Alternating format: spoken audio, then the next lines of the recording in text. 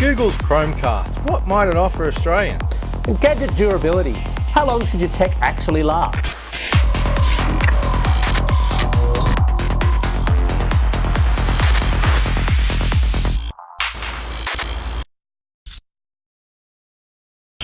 Welcome to Vertical Hold, the tech show where we channel surf through the headlines in search of the big picture.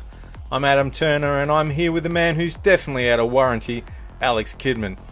Alex, what's happening in tech news? Uber's launched its lower-cost ride-sharing service in selected Australian cities.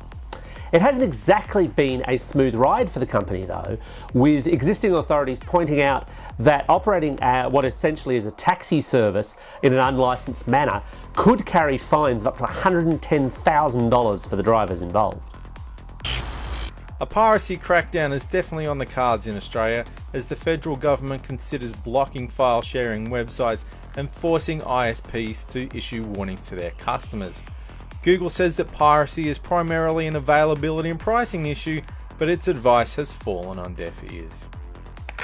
The Commonwealth Bank has announced the latest update to its smartphone app will allow you to access money from an ATM without any kind of card. The way this works is that you set the amount that you want to send, up to $200 a day, and this generates two codes that can then be punched into the ATM so you can get hold of your cold, hard cash. Westpac has indicated that it's also going to follow through with a similar kind of scheme. Hulu is also cracking down on unwelcome visitors, with the US streaming TV giant ramping up efforts to keep out foreigners. It's blocked access via several major VPN services, although browser plugins and DNS-based workarounds seem unaffected. So Alex, gadget makers do their best to convince us to upgrade every 12 months or even less, that your shiny gadget, your pride and joy, suddenly it's no good because there's a newer model coming along. How long do you think you're entitled to expect to get from a gadget these days? Well, look, it is a bit of an open-ended question. It's a tough one to quantify because obviously it depends a little bit on the price of the gadget, whether or not you bought the premium one or the budget one, those kind of things. But at the same time, there's a very definite push towards this idea that, oh well, that thing you've got, it's a bit old, it's a bit naff, you probably need the new one. I was really kind of sparked into thinking about this recently at Samsung's TV launch for its 2014 range, where they busted out a stat that their research had popped up, and it stated that the average, and they didn't say if this was the mode or the median, and they didn't give it the methodology out, so this could be a bit wobbly, but they stated the average age of an Australian TV set before it was replaced was only 5 years. Now, I don't know about you, but every TV I've ever bought has lasted a good deal longer than 5 years. That stat sounds a little bit dodgy to me. They were throwing around that stat at CES as well. Not so long ago it was 7 years ago, and now they're saying 5. I kind of think they're hoping that people will start to look sideways at their 5-year-old television and go, oh well, I don't have to feel bad about replacing you because that's what everybody else does. But realistically, if you buy a good television, we're talking about good picture quality, you shouldn't need to replace it after 5 years. If you want things like smart TV and all that kind of stuff, use your set-top boxes. Don't buy a whole new television just to watch iView on it. Yeah, and I mean, look, some of that can come down to that whole, is there a new feature in the new model? But at the same time, this push goes beyond TVs. Certainly, it's very, very prevalent in smartphones, for example, where tablets, generally there's at least one new model every year, and for certain manufacturers such as Samsung, there can be 5, 6, 10, 15, it seems, in a given year. But your phone contract, if you're on a contract, is 2 years. If you're buying it outright, generally speaking, the tax office wants you to write it off over 3 years. But a lot of smartphones don't in fact last 3 years, whether by misfortune or by simply wearing out. So it's a tough one to absolutely quantify, but it is something where I think a lot of people do end up getting pushed into this idea of, well, you must have the latest and greatest. Yeah, but it's also a software thing as well. If you're still running a tablet or a smartphone that's 3 years old, it's going to start to feel a bit sluggish. Even with the latest software updates, they tend to be written for the latest and greatest processors with a hell of a lot of RAM. And so your old gadgets, which once felt really fast, can start to feel really sluggish after a couple of years. Yeah, look, the software updates thing is a difficult one because, in a way, especially for tablets and for smartphones, it's about the only upgrade you can do. We've gone from a situation in IT where, if you had a desktop machine and the graphics card got a bit out of date and wouldn't do what you wanted it to do.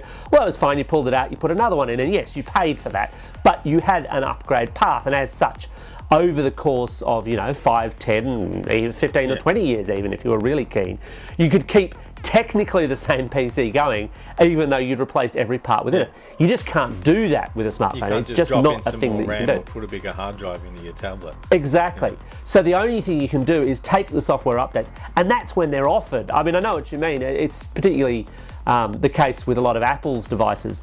The new device comes out, the new version of iOS comes out, and hey, it runs like a dog on the old stuff. Never install it on the old device straight away. Always wait for at least 1 or 2 updates before you put it on there.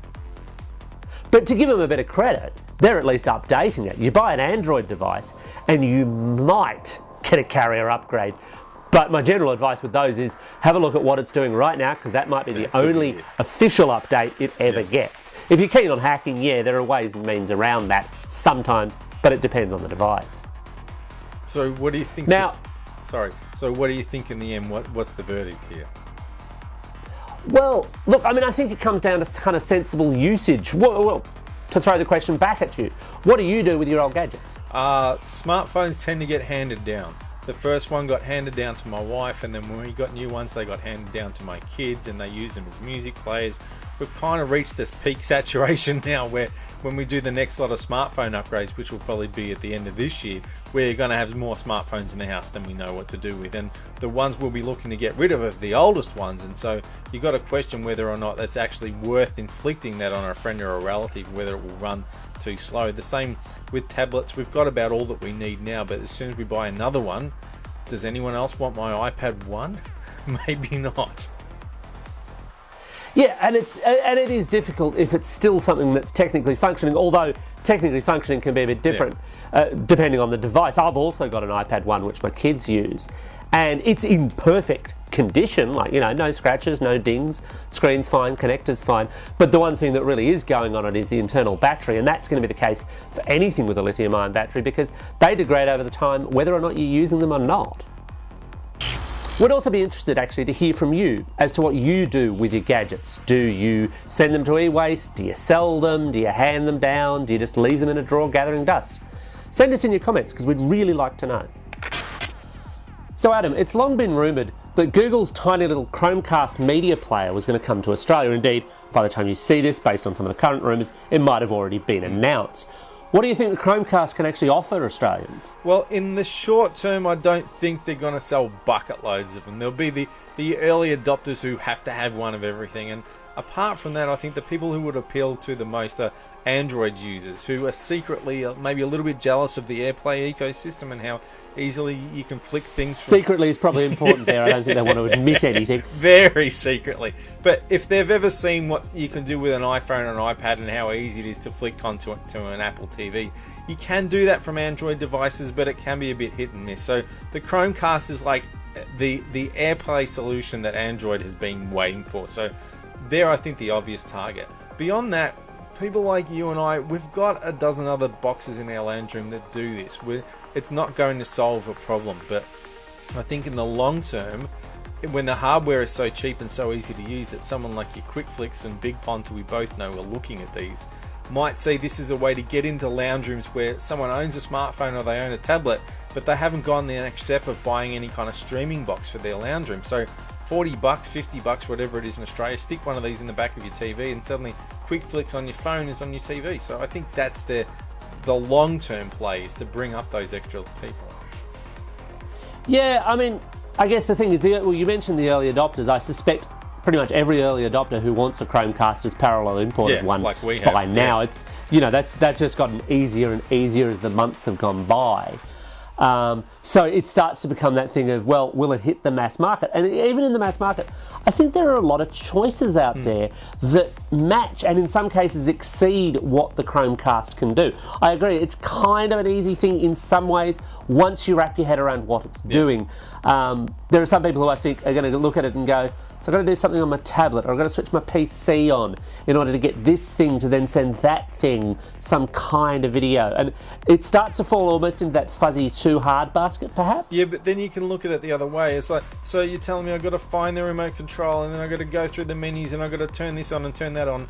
or I can just pick up my phone, open the QuickFlix app, hit the Chromecast button, and bang, it's on my TV. So if you're already a smartphone or a tablet-y person, it is probably easier than fighting with a remote control. But like I said, it depends. You and I might not see it that way, but other people might. Yeah, I guess so. And I suppose the other thing there is that kind of content play. Netflix is on the US ones, but it's blocked here. But as you said, QuickFlix are saying that, you know, when the Chromecast comes here, they definitely want to be on it. It's been rumoured that Big Pond are playing with it and might have something there, but obviously Telstra has actually got its own, you know, home media boxes. And I've spoken to a few other local players off the record who are really keen on it as well. So there are definitely other Australian video services that have their eye on it. Yeah, it'll be an interesting one to see. I don't think it's going to be a major device. But then the flip side of that is that the Apple TV itself has not been a major seller either. It's always been that kind of quiet little product in the corner of the Apple showroom. Yeah, it's definitely going to be a slow burn, I reckon. It's just slowly going to take off as new services come to it and as new people who discover it. Like I said, not people like you and I, but people until now have put the idea of streaming video onto their television in the too hard basket. I think eventually that's where it's going to go. And so we come to the end of another episode of Vertical Hold. I'm Adam Turner, and I can't wait for the Alex Kidman 2.0 to hit the shelves. But I'm still in perfect working order.